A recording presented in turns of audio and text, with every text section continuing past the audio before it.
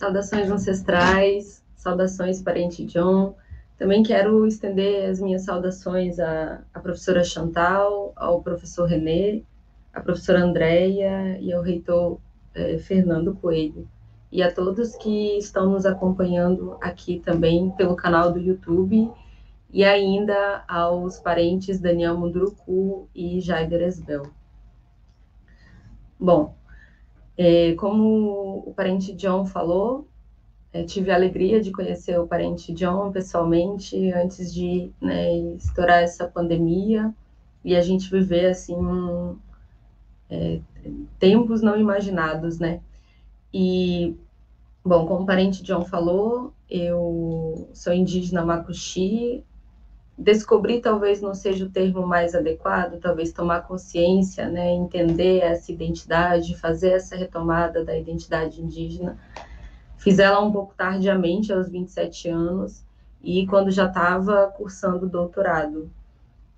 E desde então, assim, a partir dessa retomada da identidade, eu também redirecionei a minha pesquisa e os meus estudos, né, os meus estudos acadêmicos. E aí, diante disso, eu queria compartilhar um poema da Graça Graúna, que é uma escritora e teórica potiguara, em que ela diz: ao escrever, dou conta da ancestralidade, do caminho de volta, do meu lugar no mundo. E eu me sinto muito assim, né, pensando que a escrita literária, e eu gostaria de começar por ela, a escrita literária tem sido uma ferramenta de resistência, uma ferramenta para a gente se enunciar no Brasil e dizer, olha, tem indígenas aqui que escrevem literatura, que fazem contos, que fazem poesias, que fazem ficção, que contam as suas histórias tradicionais. Mas também como uma ferramenta de afirmação e, nesse sentido, uma ferramenta de empoderamento, de representatividade para outros indígenas no país. Sou muito grata de compartilhar essa roda de conversa com o escritor Daniel Munduruku, porque ele tem sido um grande expoente, ele foi e é um grande expoente da literatura indígena e proporcionou que nós, jovens, estivéssemos aqui hoje falando de literatura indígena e endossando esse movimento literário que existe no Brasil pelo menos há 30 anos. Acho que nesse aspecto assim da escrita literária, eu sou muito grata, eu sou muito feliz, eu estou muito realizada em poder falar de memórias, de história do povo, e também, né, exercer a minha escrita criativa e compartilhar um pouco esses sentimentos que me atravessam enquanto uma mulher indígena no Brasil, num Brasil que tem políticas anti-indígenas, especialmente, né, nesse último governo. Acho que esse aspecto da escrita literária, ele tem sido fundamental para a gente avançar na representatividade na cultura brasileira, e isso tem feito, né, isso tem trazido, na verdade, outras parcerias de universidade, parcerias de eventos culturais, parcerias de feiras literárias, que têm, então, se voltado para pensar também a inclusão indígena nesses espaços que antes, né, historicamente, nos foram negados. E aí agora eu queria adentrar um pouco no espaço, né, teórico. Falei um pouquinho do literário e agora eu queria falar do espaço teórico. Adentrar na universidade é adentrar na lógica da escrita. E a lógica da escrita alfabética é uma lógica, né, da qual a gente está inserido na sociedade dominante. Essa é a lógica que a sociedade dominante reproduz. E aí, quando a gente é indígena e está nesse sistema dominante, a gente lida com diversos conflitos, né, com muitos conflitos. Entre outras coisas, entre outros, assim, um dos conflitos principais é de que muitos estudantes indígenas, eles vêm de comunidades. Não é que eles não saibam escrever, né? Não é que eles não saibam se expressar, mas que, às vezes, a oralidade é mais incentivada, né? Ela é mais fomentada nessas comunidades. E chegar na universidade e ter que adentrar essa lógica da escrita é muito difícil. A segunda coisa é que a lógica da escrita, ela tem o seu suporte fundamental, o seu suporte epistemológico assentado em ideias eurocêntricas. As disciplinas que a gente estuda, por exemplo, elas são filosofia, sociologia, que são as primeiras disciplinas com que lidamos na nossa formação de graduação. Me corrijam se eu estiver errada, mas na minha universidade, que é a universidade, na universidade que eu me formei na graduação e mestrado, que é a Universidade Federal de Rondônia, a grade comum era filosofia e sociologia. Eu não sei se já mudou, por exemplo, na USP. E a gente começa, então, um curso de graduação estudando referências eurocêntricas, referências fundamentais, né, que vão refletir o pensamento ocidentalizado. Não cabe nesse momento, e ainda não coube, né, nas universidades, uma disciplina que pudesse traduzir a sociedade brasileira, uma disciplina de relações étnico-raciais. Vejam, segundo o censo, a maior população do Brasil ela é negra. E aí a gente sabe que esse censo tem uma limitação, porque muitos classificados como pardos são indígenas, né?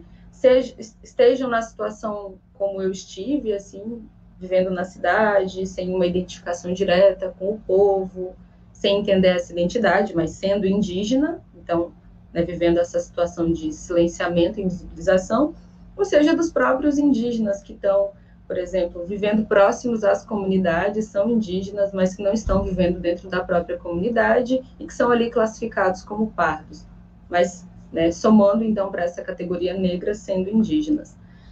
E daí eu tiro a conclusão de que a maior parte da população no Brasil ela é branca, ela é negra e indígena, e não branca. Contudo, as políticas públicas, elas ainda centralizam a maior proporção, né, de estudantes brancos nas universidades, e não dos estudantes negros e indígenas, e nos restando ainda uma cota muito restrita a isso. Uma disciplina de relações étnico-raciais que eu não tive e que eu não vejo ainda existir de forma ampla na estrutura social brasileira, na estrutura da educação, perceberia essa falha, né? Perceberia que nós, negros e indígenas, deveríamos ter maior atenção nessas políticas públicas. Numa disciplina de relações étnico-raciais, entenderíamos também a situação política que os povos indígenas enfrentam no Brasil. A exemplo do que o professor René, né, falou aqui sobre o marco temporal. E aí é bem interessante chegar aqui, né, nessa relação do marco temporal, para a gente entender identidade indígena. No Brasil, as políticas que versam sobre os povos indígenas, elas estão diretamente ligadas a território. Por isso que é muito, muito importante entender o ataque aos direitos indígenas, né, por meio do marco temporal e de PLs que surgem para tentar expropriar os povos indígenas de seus territórios. Vejam só essa lógica. A lógica é que o Brasil reconhece os povos indígenas enquanto os povos que estão no território, nas suas comunidades. A eles é garantido, né, ainda que com toda a precariedade, saúde e educação diferenciados. Também eu vou me focar nesses dois tópicos, saúde e educação diferenciados. Durante a pandemia, nós percebemos que quem recebeu as doses de vacina, quem teve essa atenção do governo, foram povos que estavam em comunidades, em territórios demarcados. Aqueles que não estavam em territórios não demarcados não receberam, e se não fizer, e aqueles que não entraram na justiça com algum processo continuaram desamparados, e os indígenas que viviam em contexto urbano também não receberam essa dose de vacina. Então, o Estado, oficialmente, só reconhece os povos que estão no território, naquele território que ele considera demarcado, que ele considera legitimamente indígena. E aí, o que acontece com os outros povos que estão em trânsito, os sujeitos que estão em trânsito, sujeitos que não estão em terras que eram suas e que foram roubadas e que não são reconhecidas pelo Estado brasileiro? Então, a identidade indígena, ela está diretamente ligada ao território. E quando vem uma política, né, uma política dizer assim, vamos estabelecer esse marco temporal aqui a partir de 1988, e os povos que não estivessem, né, dentro desse território, eles não têm esse direito, eles estão dizendo, olha, daqui a pouco, caso o marco temporal passe, daqui a pouco, ninguém vai ser legitimamente indígena aos olhos do Estado e ninguém mais vai ter esses direitos. Nem direito à saúde diferenciada, à educação diferenciada e nem a políticas públicas. E a gente está, então, assim, diante de um ataque bem supremo em relação aos direitos e à identidade indígena. E é importante perceber que a história indígena, né, a história das políticas indígenas no Brasil, elas tentaram atacar essa identidade, porque o indígena ele tem o direito originário. Quanto menos indígena houver no Brasil, melhor, né, para os sojeiros, para o agronegócio, para políticos que têm interesse nas terras indígenas, porque terra, então, a gente vê aqui que é poder. E a gente aprende como isso? Estudando, a gente aprende lendo políticas indigenistas, a gente aprende lendo literatura indígena, a gente aprende estudando sobre a integração. E aí eu queria falar assim, de alguns intelectuais que foram essenciais assim, na minha formação. Ainda que eu não tenha visto eles no curso de graduação, mestrado, doutorado, mas ainda bem que eles existem. E aí, o que eu aprendi com eles assim tem sido fundamental para compartilhar com os parentes, porque eu não falo só de compartilhar reflexões ou compartilhar gostos, né, o que seria muito importante, mas de interesses comuns para a gente fortalecer a luta. Aqui no livro do Daniel Munduruku, que é o Mundurucando 2, que é um livro de ensaio, um livro de teoria também, a gente vai entender um pouco sobre as políticas da integração, desde 1910 até 1988, e aí compreendendo um período que vai pegar a ditadura militar. E de como isso ainda hoje se traduz no cotidiano, né? Como a política da integração, como uma performance colonial, ainda busca nos anular na sociedade dominante. Os indígenas, os parentes que eu encontrei na Unicamp, por exemplo, reclamam que os estudantes não indígenas ainda replicam, né, senso comum que são de políticas ultrapassadas, que são princípios da integração, como, você está com celular, você está aqui na nossa universidade, né, nessa universidade elite, você está vestido, você não é mais indígena. Isso, né, a gente estuda e aprende que essa política da integração ela já foi superada, mas ela ainda vive no imaginário, né, da cultura brasileira, da memória brasileira. Então, eu recomendo esse livro aqui, que foi e tem sido essencial para a gente descolonizar, né, essa visão racista e estereotipada sobre os povos indígenas. Na minha área de formação da Letras, eu recomendo essa obra aqui, Contrapontos da Literatura Indígena Contemporânea no Brasil, que é, então, uma obra da escritora Graça Graúna. E aqui é bem interessante, assim, pontuar que ela usa o termo literatura indígena, né? Esse conceito que a gente tem estudado, ele tem sido um conceito, assim, para expressar a produção autoral dos sujeitos indígenas. E lembrando que os sujeitos indígenas, aí eu volto para a questão da identidade, os sujeitos indígenas têm direito à sua identidade e à cidadania brasileira. Eles podem ser brasileiros, mas antes de ser brasileiros, eles são indígenas. E eu acho muito interessante que usar o termo literatura indígena tem reforçado esse direito assegurado também, né, pelos movimentos indígenas. Além disso, lembrando que os povos indígenas eles são muito anteriores à formação do Estado-nação, né? A gente tem feito pontes, né, com outros parentes de outros países, de outros territórios, mas que são de Abya-Yala, para falar, então, da literatura indígena, da importância do protagonismo indígena na literatura e nas artes. Como é o caso dessa... E aí eu indico essa obra aqui, que é Teorizando as Literaturas Indígenas Contemporâneas, do professor Emílio Del Valle Escalante, que agora tem o nome de Emil Quemé, que é seu nome Maia Quiché. E aqui ele vai falar um pouco da importância do sujeito indígena escrever e de como a nossa literatura, a literatura indígena, tem uma referência canônica própria que foge à ocidental. Embora dialogue, embora esteja escrita em língua portuguesa, ela se assenta em outro paradigma, que são os paradigmas indígenas.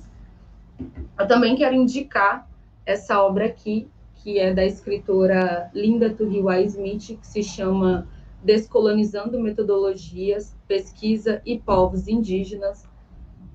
A autora é socióloga e pertence ao povo Maori da Nova Zelândia, e ela tem mostrado, acho que esse livro aqui teria que ser lido em toda a universidade, independente do curso, porque ela tem mostrado os problemas, né, de metodologias ocidentais ao estudar povos indígenas, e de como isso tem colaborado para o nosso empobrecimento material e para o nosso empobrecimento simbólico. Essas são obras de intelectuais indígenas que têm ajudado os estudantes indígenas, que têm me ajudado enquanto pesquisador indígena, enquanto estudante indígena, a descolonizar todo um imaginário que é dominante, que é vertical, que é hierárquico, e que está sempre ali nos colocando, né, como menores, como sujeitos que não podem reivindicar seus direitos. E quando falamos de culturas, né, de literatura e de arte, nós falamos da importância de valorizar as nossas culturas, de lutar pelos direitos indígenas físicos e simbólicos, porque eles se complementam, para que a gente possa avançar em discussões de conceitos que não mais nos coloquem, né, como aqueles sujeitos primitivos, selvagens e bárbaros e hipersexualizados, assim, que a gente viu a literatura brasileira fazer. Bom,